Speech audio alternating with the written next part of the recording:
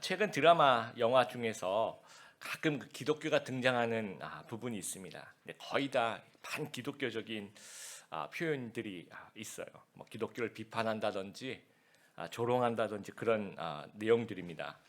몇 년 전 넷플릭스 서비스 중인 94개국, 94개국에서 모두 흥행 1위를 한 오징어 게임이라는 드라마가 있었어요. 거기 이제 내용에 244번 참가자, 다른 사람 이렇게 죽이고 자신이 살아남자 막 감사 기도를 드려요. 하나님 감사합니다 하면서. 그리고 240번 참가자 지영이라는, 혹시 보신 분들 기억나실지 모르겠는데요.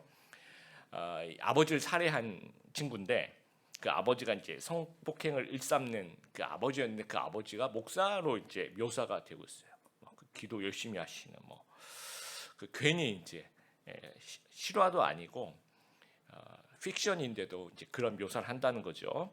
뒤이어 나온 드라마 비영어권 글로벌 1위를 했던 수리남이라고 기억나실 수도 있겠습니다. 이 수리남 이것은 실화입니다. 마약왕 조모 씨, 아프리카 수리남에서 마약의 왕국을 건설한 분이신데 드라마상에서는 이 마약왕을 목사 또는 사이비 교주로 묘사를 하고 있어요. 근데 실제로 목사인 적이 한 번도 없는, 다른 목사 전혀 아닌데 극 중에서 이제 그렇게 보면 이제 성찬식에 포도주에 마약을 넣는다는, 그래서 성도들에게 마약 중독을 시킨다든지 뭐 마약 운반책으로 쓴다든지 또 마약 밀매를 하고 이 조직이 무슨 살인을 하고 또 부하들을 막 전도사라고 막 얘기를 하고요. 그다음에 교회 용어들이 막 등장합니다. 막 사탄이라든지 막 주님이라든지 회개하고 막 아멘, 그리고 찬송가도 나와요. 그래서 그 주의 이름을 부르는 자는 구원을 얻으리라, 그 찬송가가 여기 전도사라고 불리는 부하가 부르면서 중고등학생들 교회를 안 다니는데도 그걸 따라 부르는 학생들이 있더라고요. 그래서 이제 서울여대 박진규 교수라는 분이 이제 이런 얘기를 합니다. 영화, 드라마일 경우에 그 개신교인 등장하는 부분을 부정적으로 또는 비판적으로 그리는 것이 디폴트다라고 얘기합니다. 여러분 디폴트가 뭔지 아시죠? 그냥 고정값이다라는 겁니다. 그러니까 대중이 생각하는 기독교 이미지가 좀 위선적이고 좀 탐욕적이고 좀 세속적인 부분이 있더라는 거죠. 근데 그것을 이제 그대로 반영을 하는 겁니다. 근데 문제는 대중이 공감을 한다는 거죠. 근데 되게 우리는 좀 억울한 부분들이 있습니다. 좀 이건 어디까지나 소수고 또 이단들이 이제 그런 행동을 하면서 또 우리가 오해받는 그런 부분도 있습니다. 그러니까 요한일서를 쓰고 있는 시대에도 오늘날과 좀 비슷한 문제들이 있었던 것 같아요. 예수님 승천하신 후에 첫 오순절이죠. 성령 강림 한 이후에 초대교회 성도들은 굉장히 주변 사람들로부터 칭찬을 받는 그런 사람들이었어요. 근데 그 이후에 한 70년 정도 지난 겁니다. 어떤 모습이었을까요? 비슷한 시기에 이제 사도 요한이 요한계시록을 써요. 거기에 소아시아 7교회를 이제 칭찬도 하고 책망도 하는데 거기 보면 이런 내용이 있습니다. 에베소 교회를 향해서 너희는 첫사랑을 잃어버렸다. 또 사대교회를 위해 사대교회에게 쓰는 글을 보면 살았으나 실상은 죽었다라고 이야기를 하고 있고요. 라우디게아에 있는 교회에 보낼 때는 너희는 차지도 않고 덥지도 않고 미지근하다라고 이야기를 하고 있습니다. 그러니까 그 당시 이제 일부 성도들의 삶이 모범이 되지 못했다라는 거죠. 그리고 이단 또 그 당시 영지주의자들은 올바르지 않은 행동들을 하면서 오늘날 이단들처럼 그 당시에도 이제 같이 이제 부정적인 이미지가 생기면서 오해를 받는 그런 시대라는 겁니다. 그래서 사도 요한이 오늘 본문에 성도의 그 행동에 대해서 권면을 하고 있습니다. 그래서 이제 본문을 우리가 분석해 보면요, 계속 반복되는 단어가 있습니다. 3절, 4절, 5절에 계속 반복되는 단어가 계명을 지켜라, 순종해라 라는 말을 쓰고 있어요. 또 1번, 또 여러분 보시면 계명 지킴과 하나님을 아는 것의 관계가 3절, 4절은 하나님을 아는 것하고 계명 지키는 것하고 무슨 관계냐라는 이야기를 하고 있고요. 또 2번 계명 지킴과 하나님을 사랑하는 것과의 관계, 5절에 보면 하나님을 사랑하는 것하고 계명을 지키는 것하고 어떤 관계가 있냐, 이 얘기를 지금 이 본문에서 사도 요한은 하고 있습니다. 첫 번째 살펴보면 진짜 하나님을 아는 자는 그의 계명을 지킨다는 거예요. 탈북자를 돕는 어느 NGO 대표의 이제 이야기를 들었는데 어느 후원자가 이 명품 버버리 정장 코트를 후원해 주시면서 우리 북한에서 오신 분들에게 한 벌씩 나눠주고 싶다. 아주 좋은 뜻에서 아주 비싼 정품 정장 코트를 다 후원을 해주셨어요. 그래서 이 대표님이 한 분 한 분 이제 전해드리면서 이거 명품입니다. 비싼 겁니다. 꼭 입고 다니시라고 이제 신신당부를 했어요. 그랬더니 이제 시간이 지난 다음에 이제 와서 보니까 잘 안 입고 다니시더래요. 그래서 왜 이렇게 좋은 건데 왜 안 입고 다니시냐고 했더니 이 명품에 대한 개념이 좀 없는 거예요. 그리고 북한에서는 이 체크무늬 자기들 잘 안 입는다고 안 입고 다니시고 어떤 분은요 라면 2박스랑 바꿨대요. 그리고 어떤 분은 쌀 20kg랑 바꿔서 먹었다고 합니다. 그래서 그 대표님이 생각했던 게 뭐냐면 이 가치에 대한 개념을 조금 더 교육을 시켜야 됐었는데 이 가치에 대한 개념이 없으면 이런 행동을 한다라는 거예요. 여러분 버버리 코트 제가 그래서 얼마인지 한번 찾아봤더니 아마 오늘날하고 좀 뭐 몇 년 전인지 모르겠지만 한 3,400만 원 정도 하더라고요. 좀 더 하나요? 하여튼 비슷 그 정도 했던 것 같습니다. 라면 2박스는 한 5만 원 정도 하죠. 그리고 쌀 20kg도 한 5, 6만 원 정도 하죠. 그거를 3,400만 원짜리랑 이제 바꿨다라고 생각을 하면 이제 이것이 얼마나 귀한 것인지 진짜 이해했다면 그러진 않았을 거예요. 그렇게 바꾸진 않았을 것입니다. 3절하고 4절에 여러분 보시면 계명이라는 단어 말고 계속 등장하는 단어가 안다라는 말. 이로써 우리가 그를 아는 줄로 알 것이요. 그를 아노라 하고 이제 안다라는 말이 나오는데 헬라어의 이제 기노스코란 말인데 이건 체험적인 알을 얘기하는 겁니다. 요한일서가 이 5장으로 구성된 아주 짧은 서신이에요.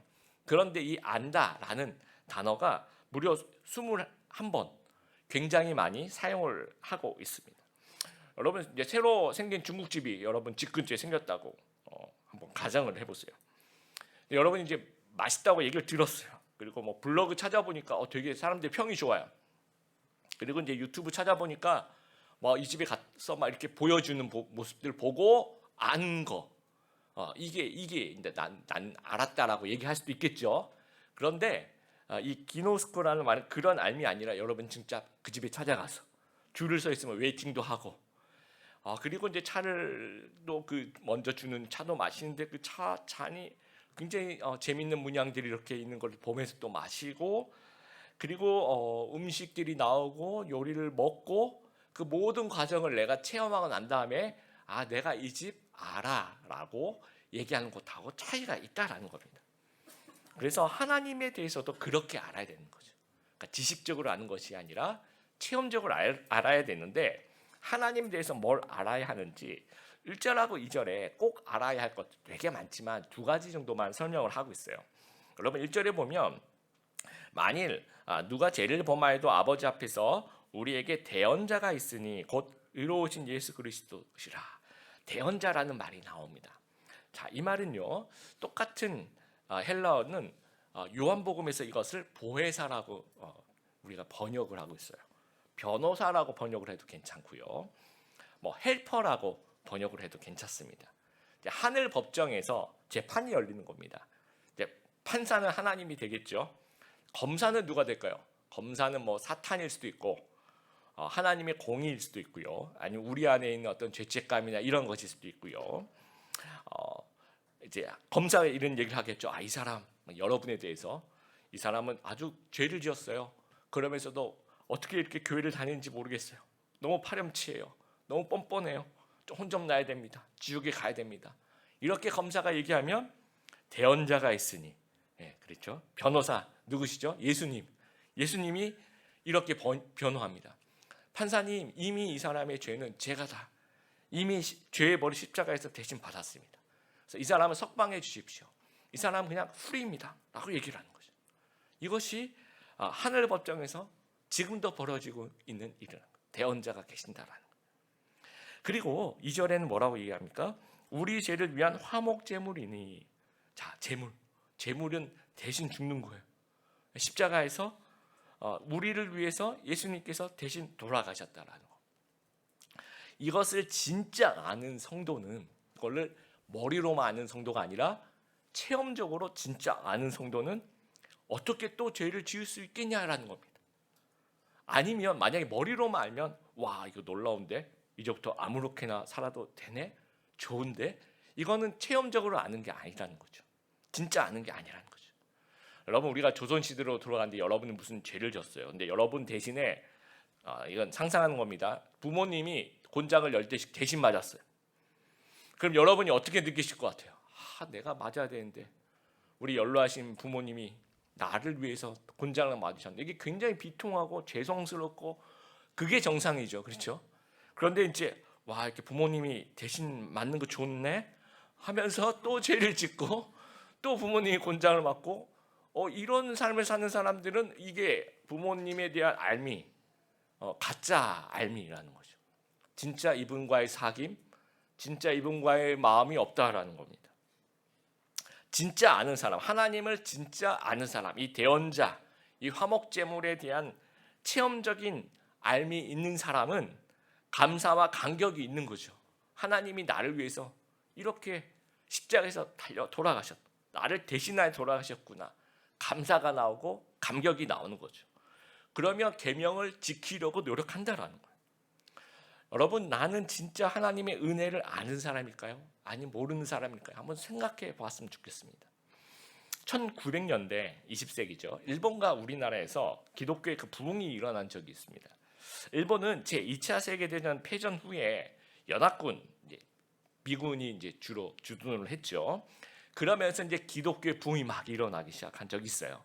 그래서 크리스찬 총리가 나라를 다스리고 또 그 동경대, 도쿄대의 총장이 이제 크리스찬 총장이 계속 연임을 하게 되고요. 그러면서 이제 교회마다 사람들이 막 들어차고 미션 스쿨들이 막 설립이 되고 이제 일본의 기독교가 막 부흥을 하겠구나라고 생각을 한 적이 있어요.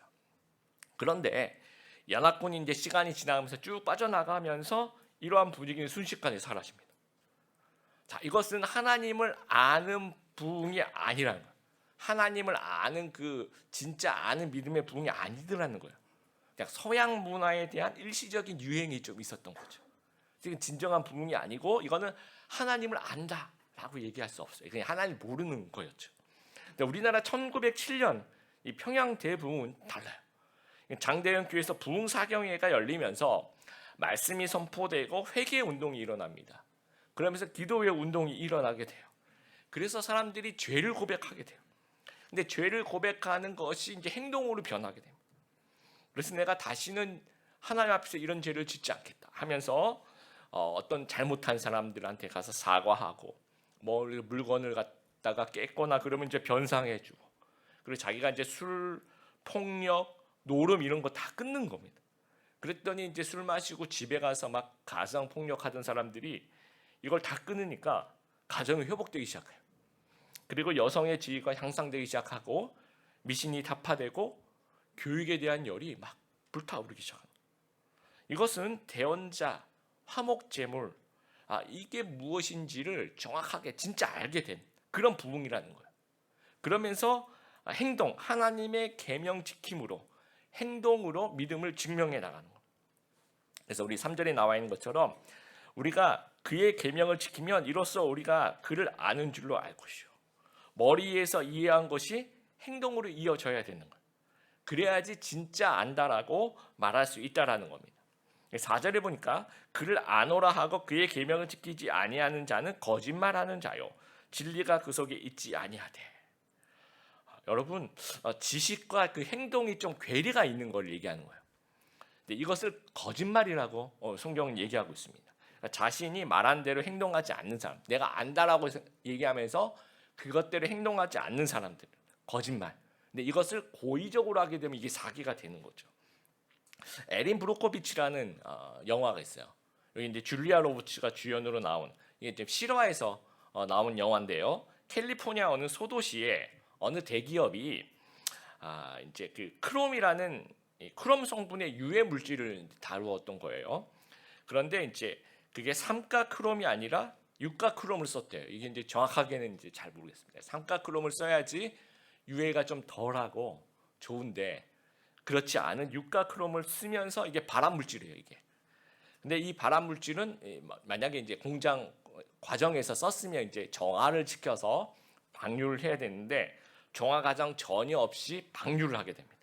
그래서 그 지방 그 근처에 있는 그 도시 마을의 모든 이제 물을 다 오염시켜요.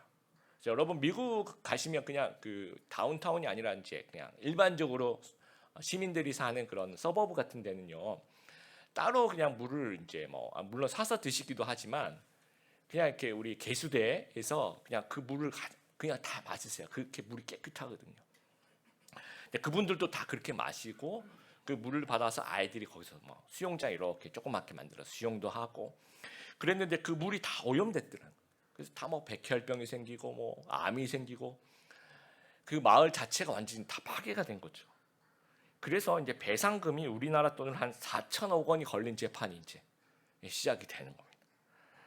그러면 이제 이 대기업도 거대 로펌을 동원하겠죠.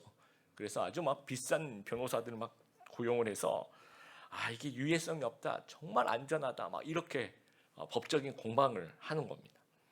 그래서 제가 되게 인상 깊었던 장면은 뭐냐면요, 이제 이쪽 변호사와 이쪽 변호사가 그러니까 그 마을 주민들에 대한 변호사, 이 줄리아 로버츠 쪽이겠죠. 그 다음에 이제 거대 로펌이 이끄는 그 대기업을 옹호하는 그 변호사들끼리 모여서 이제 나름 자기들끼리 회의를 하는 거예요.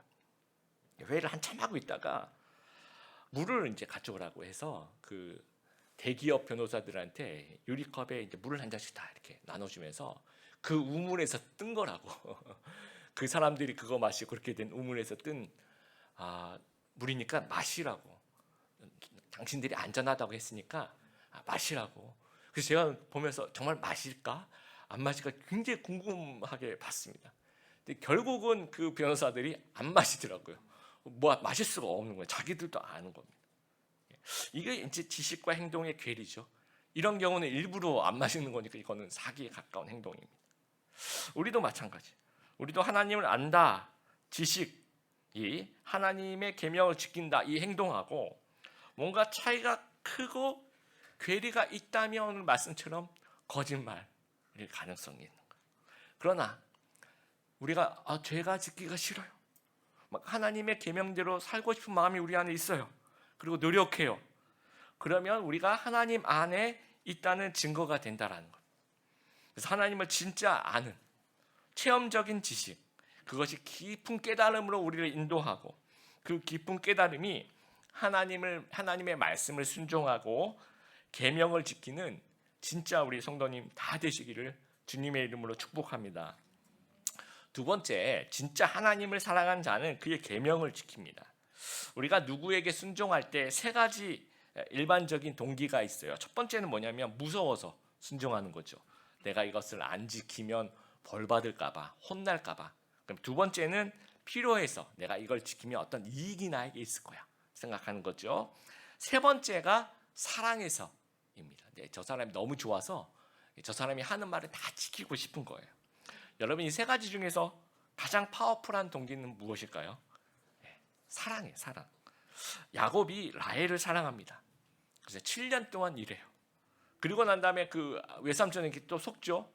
그래서 7년을 더 일하라고 이야기해요. 그럼 총 이 부인 라헬을 얻기 위해서는 14년 동안 일을 하는데 창세기 29장 20절을 보니까요. 야곱이 어떤 마음으로 일했는지가 잘 나오고 있어요. 야곱은 라헬과 결혼하기 위해 7년 동안 라반을 위해서 일했습니다. 하지만 라헬을 너무 사랑했으므로 야곱에게 그 7년은 마치 며칠밖에 되지 않은 것처럼 느껴졌습니다. 여러분 세계적인 인기 그룹이 있습니다. BTS라고요. BTS의 그 팬덤이 이제 아미라는 그룹이 있어요. 그 팬덤이죠. 몇 년 전에 이제 뉴욕 공연을 했는데 짧은 동영상으로 많이들 보셨을 거예요. 한국어 가사를 미국 사람들이 떼창을 부르는 장면. 그러니까 완전 영어로가 아니라 미국 사람들이 한국어로 이 BTS를 따라 부르는 거죠. 그리고 이제 그 공연을 보기 위해서 미국 사람들도 일주일 전부터 이 노숙행렬 이렇게 텐트를 치고 줄을 서는 그렇게 했다라고 해요. 그리고 2020년에 코로나 기간 동안이죠. 온라인 실시간 90분 공연을 해요. 평균 이제 90분 공연을 할 때 3만 원 정도를 받았던 평균 관람비가. 근데 107개국에 75만 명이 접속을 합니다. 그래서 그것만 환산을 해보면 그 250억의 수입을 얻게 되는 거죠. 그래서 저한테 누군가가 이번에 이제 태국 갔을 때도 BTS 좋아한다 그러면 전 BTS 좋아한다고 해요. 그리고 막 그 태국 가기 전에 제가 공부도 많이 했어요. BTS 뭐 노래도 많이 듣고 그리고 이제 갔어요. 그래서 저는 BTS 팬이다 막 BTS 응원하고 막 우리 대한민국이 자랑이다 막 이렇게 막 얘기하고 다닙니다. 근데 만약에 누군가 나에게 공연장 갔냐고 물어보면 저는 공연장 간 적이 없습니다. BTS를 보기 위해서 텐트촌에 그 노숙행렬을 해본 줄 서본 적도 없고 그 3만 원 내고 그 공연 보지 않았습니다. 왜 그럴까요? 제가 그만큼 좋아하진 않는 거죠. 그냥 말로만 말로만 좋아한다라고 하지 저의 행동이 안 가는 거 보니까 그만큼 그만큼 팬은 아니었던 것 같아요. 행동이 말해주는 것 같습니다. 우리 신앙생활도 좀 비슷한 것 같습니다. 마태복음 7장 21절 다 같이 한번 읽어보겠습니다. 나더러 주여 주여 하는 자마다 다 천국에 들어갈 것이 아니요 다만 하늘에 계신 내 아버지의 뜻대로 행하는 자라야 들어가리라. 요한복음 14장 21절 같이 읽어보겠습니다. 나의 계명을 지키는 자라야 나를 사랑하는 자니 나를 사랑하는 자는 내 아버지께 사랑을 받을 것이요 나도 그를 사랑하여 그에게 나를 나타내리라. 여러분 5절에 누구든지 그의 말씀을 지키는 자는 하나님의 사랑이 참으로 그 속에 온전하게 되었나니 이로써 우리가 그의 안에 있는 줄 아노라. 진짜 하나님을 사랑하면 강한 원동력이 생기는 겁니다. 막 움직이는 거예요. 하나님의 계명 지킴으로 나타나는 겁니다. 아까 말씀드린 이 야곱이 아까 제가 이제 세 가지 동기가 있다라고 말씀드렸죠. 만약에 무서워서 일을 했다고 치면 야곱은 뭐 외삼촌인데 뭐 그렇게 무서울 게 있겠습니까? 아니면 자기 집으로 돌아가면 되잖아요. 무서워서 그런 게 아니죠. 필요해서 다른 집에 가면 아마 일당을 더 많이 받았을 거예요. 오히려 많이 속고 10번이나 그 어떤 계약을 바꿨다라고 얘기할 정도입니다. 필요해서 아닙니다. 사랑하니까 그런 원동력이 생기는 겁니다. 예수님께서 갈릴리 호숫가에서 베드로에게 이제 질문하세요. 내가 나를 뭐라고 질문해요? 내가 나를 사랑하느냐라고 물어봐요. 여러분 예수님이 베드로에게 내가 나를 믿느냐 이렇게 안 물어봐요. 내가 나를 아냐 안 물어봐요. 내가 나를 좋게 생각하냐 팬이냐 이런 거 안 물어봅니다. 내가 나를 사랑하느냐라고 물어봐요. 그것을 3번을 반복합니다. 아주 중요한 질문을 하고 있는 거예요. 그러니까 하나님을 사랑하면 이게 엄청난 운동력이 되는 거예요. 뭐든지 할 수 있는 겁니다. 이 질문을 베드로에게만 물론 베드로에게 했다라고 이제 나와 있지만 저는 이게 모든 이 예수님께서 베드로에게만 하신 질문이 아니라 모든 제자들에게도 했던 질문이라고 생각합니다. 그래서 제자들이 전에는 예수님이 유명해서 따라다녔던 것 같아요. 예수님이 너무 유명해져서 나도 이분을 따라다니면 좀 한 자리 할 것 같은 그런 생각으로 다른 제자들하고도 많이 싸우고 앞으로 있을 유익을 위해 따라다녔던 것 같아요. 그러니까 다 도망가게 됩니다. 동기가 사랑이 아니었던 거죠. 그런데 지금 부활하신 예수님을 경험하면서 체험적인 삶에 갖게 되죠. 그리고 내가 나를 사랑하느냐 질문에 3번이나 내가 주님을 사랑하는 주님께서 아십니다라고 얘기하는 그 어떤 사랑의 마음이 생긴 거죠. 강력한 동기가 생겨나게 됩니다. 그래서 모두 땅 끝까지 헌신하며 순교하는 그런 역사들이 일어났다라는 거예요. 이 40대 후반의 한 성도가 주일 아침에 이제 일어나는데 교회가 가기 싫다고 이제 푸념을 하는 겁니다. 그래서 그 노년의 어머님이 이제 타일이면서 네가 교회를 가야 될 2가지 이유를 내가 얘기해 주겠다. 첫째는 네가 크리스찬이기 때문에 크리스찬 주일 오전에 꼭 예배를 드려야지. 너 교회를 가야 된다. 라고 얘기를 하고 둘째 이게 중요하다. 내가 너희 교회 담임 목사니까 네가 꼭 가야 된다. 라고 얘기를 했다고 합니다. 여러분 뭐 제 얘기하는 건 아닙니다. 근데 제가 이 글을 읽으면서 저는 이렇게 마냥 웃을 수가 없더라고요. 그래서 이게 남 얘기, 물론 제 얘기는 아닙니다. 즐거운 마음으로 매일 이렇게 매주마다 교회 나오는데, 만약에 저도 그렇고 우리 성도들 다 마찬가지인 것 같아요. 하나님을 사랑하는 마음에서이 아니라 뭔가 의무감으로 아니면 뭔가 뭐 어떤 직분이 있어서 꼭 가야 돼서 하는 거라면 이게 큰일 나겠다라는 생각이 좀 들었습니다. 예. 여러분, 나는 하나님을 사랑하는 마음에서 신앙생활을 하고 있는지 좀 생각해 보길 바랍니다. 우리의 동기는 무엇입니까? 우리가 사랑의 마음에서 조금 멀어지게 되면요, 이게 점점 부담이 돼요.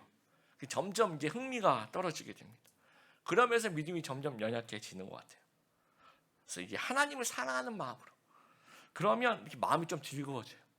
그래서 하나님의 계명 막 지키고 싶어 하는 마음이 생기게 되는 거예요. 섬기고 싶고 헌신하고 싶고 소명의 길을 걸어가고 싶은 마음이 생기는 겁니다. 여러분, 하나님은 우리를 어떤 마음으로 대하실까요? 요한복음 3장 16절 읽어보겠습니다. 하나님이 세상을 이처럼 사랑하사 독생자를 주셨으니 이는 그를 믿는 자마다 멸망하지 않고 영생을 얻게 하려 하십니다. 자, 로마서 5장 8절, 우리가 아직 죄인 되었을 때 그리스도께서 우리를 위하여 죽으심으로 하나님께서 우리에게 대한 자기의 사랑을 확증하셨느니라. 하나님께서 이미 독생자를 주시고 우리를 위해서 죽으심으로써 사랑을 확증했대요. 하나님의 사랑을 그냥 보여주신 거죠. 증명해 주신 거죠. 자, 그러면 이제는 우리 차례입니다. 우리는 어떻게 그러면 우리의 사랑을 하나님께 보여드릴까요? 우리는 계명을 지킴으로써 하나님이 우리에게 주신 그 말씀을 순종하면서, 하나님, 제가 이 계명을 지킵니다. 하나님 때문에 지킵니다. 하나님을 사랑해서 지킵니다. 하나님을 사랑하는 마음으로 내가 순종합니다. 라는 모습을 보여줌으로써 우리의 사랑을 표현한다라는 거예요. 이렇게 하나님을 사랑하는 마음을 계명 지킴으로 표현할 수 있는 우리 귀한 드림의 교회 성도님 다 되시길 바랍니다. 몇 년 전에 그 뉴욕 타임즈 기사에 나왔던 이야기입니다. 미국의 대형 마트 중에 이제 타깃이라는 대형 마트가 있는데요. 그 미니애폴리스 점에서 한 중년 남성이 이제 화를 내면서 들어와서 매니저 나와 하면서 이렇게 막 화를 내더라고요. 그래서 이제 컴플레인하는 내용이 뭐냐면, 자기 이제 고등학생 딸이 있는데 이제 타깃에서 고등학생 딸한테 우편으로 이제 홍보물을 보냈나 봐요. 그래서 그 부모님이 우리 딸한테 무슨 홍보물이 왔나 이렇게 열어보니까 이 아기 옷, 침대 등 유아용품 할인 쿠폰이 이제 들어가 있더라는 겁니다. 그래서 우리 딸이 고등학생인데 이건 너무한 거 아니냐 하면서 화를 냈대요. 근데 며칠 뒤에 보니까 딸이 임신한 것을 이제 뒤늦게 알게 된 거죠. 이제 부모님도 몰랐던 것을 이제 대형마트 마케팅 팀들이 정확하게 알고 있었던 겁니다. 어떻게 알았을까요? 이게 이제 빅데이터의 이 힘입니다. 이제 얘가 이제 뭘 클릭하느냐, 뭘 또 구매하느냐에 따라서, 예를 들어서 향이 나는 로션에서 무향으로 바꾼다든지, 평소에 안 사던 미네랄 영양제를 구입을 한다든지, 이런 것들이 한 25가지 그 구매 형태를 분석한대요. 그래서 이렇게 하는 걸 보니까 이제 임신과 출산이 임박했구나 하면서 상당히 정확하게 맞추더라는 겁니다. 그래서 우리가 그런 얘기하죠. 나는 생각한다, 고로 존재한다. 요즘에는 그렇지 않습니다. 나는 클릭한다, 고로 존재한다. 예. 내가 클릭하는 것이 곧 나의 진짜 모습일 수도 있습니다. 여러분이 이제 뭐 유튜브나 이런 알고리즘이 막 뜨면서 막 추천해 주는 것 있죠. 그게 진짜 내 모습일 수도 있습니다. 내가 행동하는 것이 곧 나의 모습인 거예요. 우리 신앙적으로 적용을 해보면 실제 나의 믿음의 현 주소는 내가 클릭하는 거, 내가 행동하는 것, 그것이라는 겁니다. 내가 진짜 하나님을 알고 사귐이 있다면, 내가 하나님을 진짜 사랑한다면, 우리 6절에 결론을 내고 있죠. 그의 안에 산다고 하는 자는 그가 행하시는 대로 자기도 행할지니라. 하나님의 계명을 지키고 말씀을 실천하고 하나님을 위해서 무언가 해야 된다라는 거예요. 그래서 성도의 계명 지킴, 아까 우리 서론에서 기독교에 대한 이미지 좀 말씀드렸잖아요. 근데 이 기독교에 대한 이미지를 바꿔나갈 수 있는 방법은 우리가 말씀을 지키면서, 계명을 지키면서, 우리가 믿는 기독교는 그런 모습이 아닙니다 라는 것을 행동으로 좀 보여줬으면 좋겠어요. 이것이 우리 크리스찬들에게 주시는 시대적 소명인 것 같아요. 물론 저희가 매일 실수하고 매일 넘어져요. 그렇지만 다시 일어나서 다시 하나님 앞에 노력하면서 하나님을 사랑하는 것, 우리가 하나님을 아는 것을 좀 계명지킴으로 좀 그런 행동으로 좀 보일 수 있는 저희들이 되었으면 좋겠습니다. 탈무드에 이런 말이 있습니다. 지혜로운 사람은 행동으로 말을 증명하고 어리석은 사람은 말로 행동을 변명한다. 행동이 말보다 더 크게 말합니다. 예수님께서 명하신 계명을 실천에 옮기는 우리 귀한 성숙한 크리스찬 다 되시기를 주님의 이름으로 축복합니다.